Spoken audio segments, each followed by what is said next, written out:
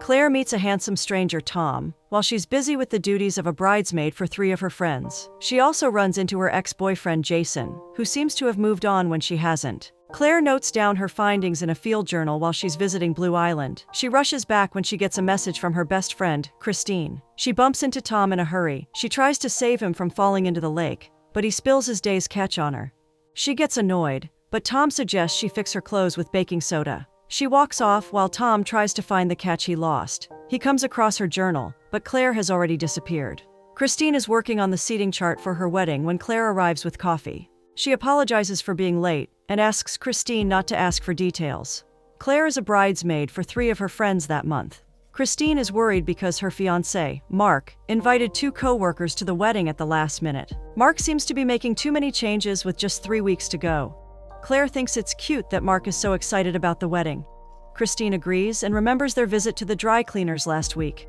Mark even invited a random couple to their wedding. She's glad they already have plans that weekend. Christine is now struggling to rearrange the tables to make space for the co-workers. Claire decides to help her, but Christine doesn't want her Aunt Gladys next to her Aunt Bee. Something about a family feud. Claire makes some other changes, which Christine feels might work. She has 1 spot left at the main table for Claire's ex-boyfriend, Jason. Claire asks Christine not to feel bad about inviting him. He's one of Mark's best friends, and Claire knows she can't avoid him. They ended things because he wanted to shift to another state. He asked Claire to accompany him too. Christine thinks he should have considered that Claire can't just leave her family and a teaching job to tag along with him. Claire hasn't seen Jason in a year, even though he has always been a huge part of her plans for the future. Claire is still not worried about facing him. We shall see. Tom's first mate, Mick, asks about Claire's field guide journal. Tom explains that the book belongs to a pretty woman he ran into on the docks. Mick suggests opening the book to check for her name and find her. Tom doesn't want to be intrusive, but Mick doesn't think it matters if it's not a personal diary. Tom goes through the book and finally knows what Claire's name is. Christine wants to grab lunch with Claire after her class the next day. Claire is busy with Amber's bridal party meetup. She also needs to go for Bridget's cake tasting on Tuesday. Christine thinks Claire has taken up too much work with these multiple weddings. Claire loves all her friends equally and doesn't want to miss out on being there for any of them. She also promises to help Christine with the cake and flowers, as they initially decided. Christine hands over her bridesmaid's dress, which Claire adds to her collection of dresses for the month. Claire is trying to find her lost notebook when she gets a message from her dad, Joseph. He knows she will come all the way, just for his chowder. They discuss her first class on Blue Island the following day. She's proud that 2 of her students from last year declared biology as their major in college. Joseph is sure it's because she's a very inspiring teacher. They browse through old photos of the time they went fishing with the family. Joseph thinks Claire is just like her late mother because of the way she looks at the sky for birds. Claire clarifies that she used to look at the water as a girl, so she could wait for him to return. When they come across some pictures of her with Jason, Claire feels it's time to leave.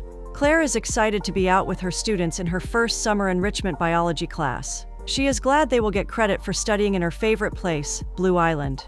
She thinks Captain Will Mayweather is the best sailor she knows. Will clarifies that he can't be her skipper this summer. He wants to retire and travel the world with his wife. He has sold his ship, the Seagull, to a fellow Navy man. Claire seems sure anyone with Will's approval will be perfect for the job. Claire almost changes her mind when she learns that Tom is the captain. He jokes about being a fisherman when he doesn't lose all his bait, thanks to her. Claire reluctantly introduces her students to Tom since he'll take them to the island that month. She wants to start with a safety walkthrough, but Tom wants them to join him for snacks. Claire is worried about their tight schedule, but Tom is sure the strong winds will be in their favor that day. He introduces the students to Mick as they all board.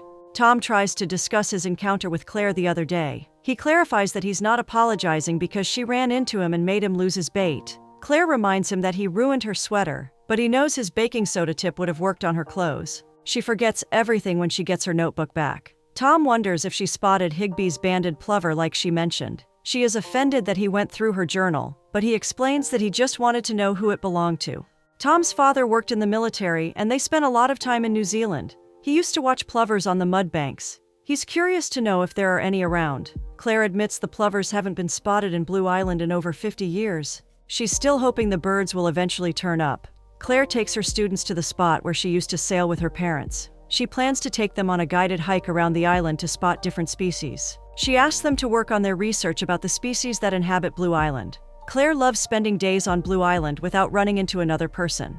Her students point towards the surveyors on the island. Spoke too soon. Claire wonders why they're surveying the island when it belongs to the town of Willow Bay. The surveyor explains that the town council is considering selling it for development. Claire refuses to believe that, but he insists that the town needs money for municipal improvements. Claire points out that the island's whole point is that it's underutilized. The surveyor just asks her to move so he can finish his work. Christine is also shocked to learn about a possible Blue Island sale. Claire has heard that plans are afoot to build a resort there. The land was never protected, even if the town decided to leave it alone. Claire has already visited the city hall after coming back to the mainland. She has already made an appointment with Councilman Haynes and knows he can't avoid her forever. This reminds Christine of Jason, who is also back in town. Claire is already expecting to run into him at Amber's wedding. She wants to give their relationship another chance because she has always imagined her future with him. Christine asks her not to live in the past and to embrace all future adventures. Her friends try veils and ask Claire about her orientation.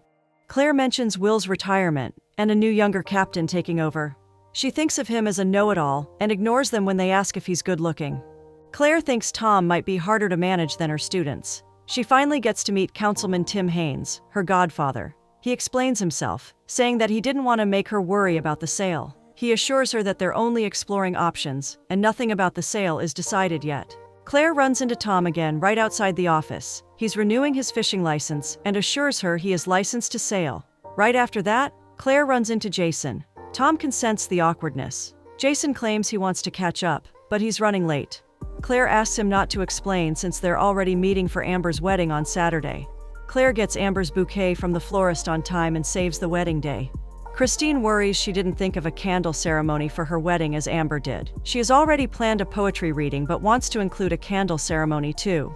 Claire can't let Christine make rash decisions as her maid of honor. Claire snatches her phone, but Christine seems like she'll find a way. Claire bumps into Tom again and feels like he's everywhere. The groom invited him after having his bachelor's party on his boat. Claire feels like she would never go to a wedding where she doesn't know anyone. He jokes about knowing her, but she gets distracted when she spots Jason. She excuses herself to meet him, and Jason compliments her. His girlfriend, Samantha, joins them and asks how Claire knows him. Claire gets awkward and admits they went to high school together. She makes an excuse to leave when the ceremony is about to begin. As Amber and David exchange their vows, Claire keeps looking at Jason and Samantha and feels jealous. Amber apologizes as she didn't know Jason was bringing a +1. She offers to disinvite him, but Claire asks her not to worry. Christine has found out that Samantha is a dental hygienist, and they met while he was getting his teeth cleaned. Amber assumes they're not too serious, and he probably brought Samantha along to avoid the awkwardness with Claire.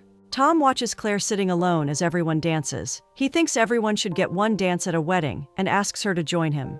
Claire keeps looking over at Jason while dancing with him, so Tom jokes about being a bad dancer. She tries to loosen up, but steps on his toe. Christine stops Claire from running away when the bride is about to toss her bouquet. Even Tom thinks Claire should follow the tradition. Christine recognizes him as Claire's sea captain, but she refuses to be paired up with him. Claire agrees to stand in line for the bouquet when they get too pushy.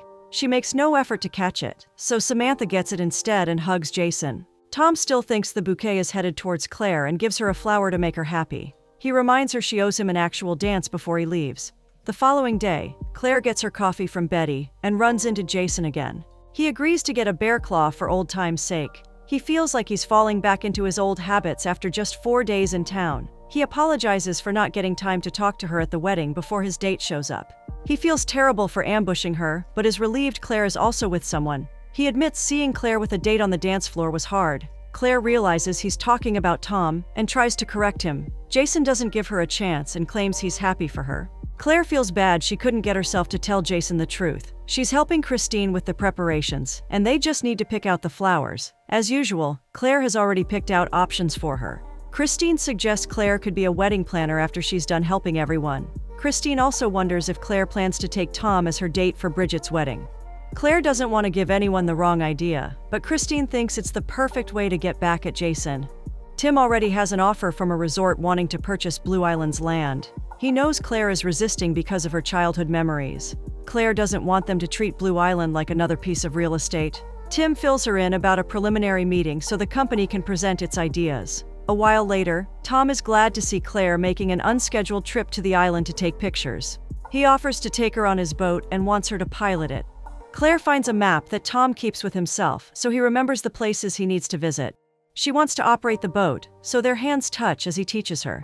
He feels like she's a natural and can easily be a sea charter captain. Her dad was a fisherman, while her mom taught her a bowline knot before she rode a bike. She admits that her mother passed away when she was in high school. Tom has moved around a lot, so he doesn't have a home.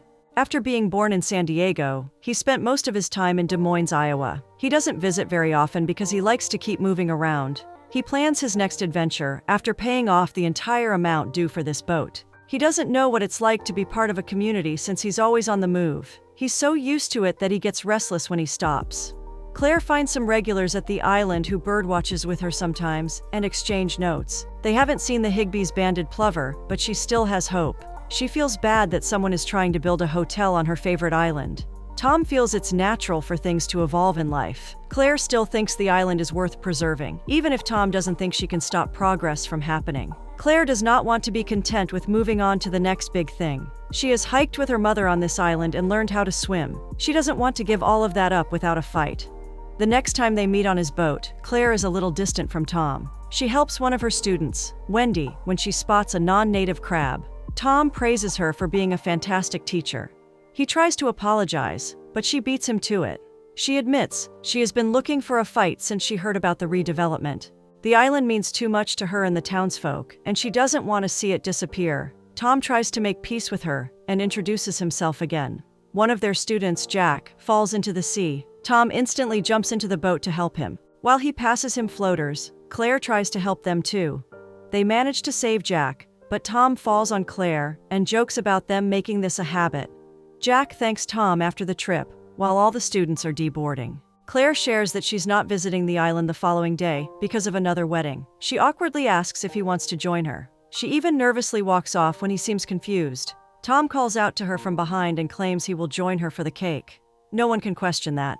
When Jason finds Tom on his boat, Tom remembers him from the bachelor party he chartered. Jason, on the other hand, clearly remembers Tom as the one dancing with Claire. The firm Jason represents is trying to win a contract for Blue Island. He wants some charter captains like Tom to speak for the benefits of this development. Jason thinks it would be great for tourism and help Tom purchase the boat more quickly. He gives Tom his card and asks him to turn up for the review board meeting on Friday. On the day of the meeting, Claire is disappointed when too few people turn up to support their cause. Mayor Shoemaker announces they'll be hearing from a representative of Panoramic Resorts for the Blue Island sale. Claire asserts that the sale is a mistake on behalf of the 6 townsfolk present. Tim asks Claire to wait till the end of the meeting after a presentation by the developers. Claire is surprised when the lead counsel of the resort turns out to be Jason. She wonders why Jason is trying to ruin a good thing when he grew up on the island. Jason thinks there's a lot of untapped potential. He wants to put the island to good use. He thinks creating more jobs and opportunities is a better idea. He tries to project that the resort will be minimally invasive. Claire knows from his Phase 1 presentation that more expansion is coming later. She is determined to stop his plan at any cost. Jason asks her to talk to Tom since he offered him a charter contract. Claire seems worried when Jason mentions that Tom didn't reject his offer. Claire feels betrayed by Jason after assuming he loves the island as much as she does. She hates that no one cares since hardly anyone turned up for the meeting. Joseph knows that people tend to take things for granted till they lose them. He is sure Claire's mother would have tried her best to win the fight and stand up for what she believes in. Claire also decides to follow in her footsteps and do whatever it takes to convince the board. Mick teases Tom about his date, even if he insists he's going to a wedding for cake. Mick wonders if Tom plans to dock there longer than expected, if things work out with her. When Tom offers a drink to Claire at the wedding, she's cold to him and pretends to be busy. Jason remembers a song he danced with Claire to at Lance and Caroline's wedding. Claire also remembers he got blisters from his new shoes. Samantha soon joins them and asks Jason for a dance. Tom checks on Claire, but she claims she's distracted with wedding stuff. He is sure he did something to upset her, but she doesn't reveal anything. It's time for the bride and groom's request, and the bride drags Tom and Claire to the dance floor. Tom keeps trying to ask her what's wrong. Claire is upset because she assumed they had an understanding. Sadly, Tom doesn't understand what she's talking about. Claire excuses herself from the bouquet toss again to talk to Shoemaker. She brings up the topic of the sale and learns that the mayor is sure it will go through. Shoemaker thinks the secondary hearing is just a formality because the majority is in favor of selling the island.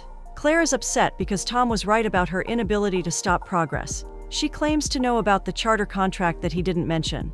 Tom clarifies that he turned down Jason's offer when Claire convinced him that Blue Island needs to be preserved. Claire feels bad for assuming things and thanks him. She wants to convince other people that it's worth saving. Tom asks her to try much harder. Claire also realizes that even if she fails, she needs to do her best. She wants this to be her fight, but Tom offers to help with whatever she needs. Tom and Claire start planning how to convince the town to be on her side.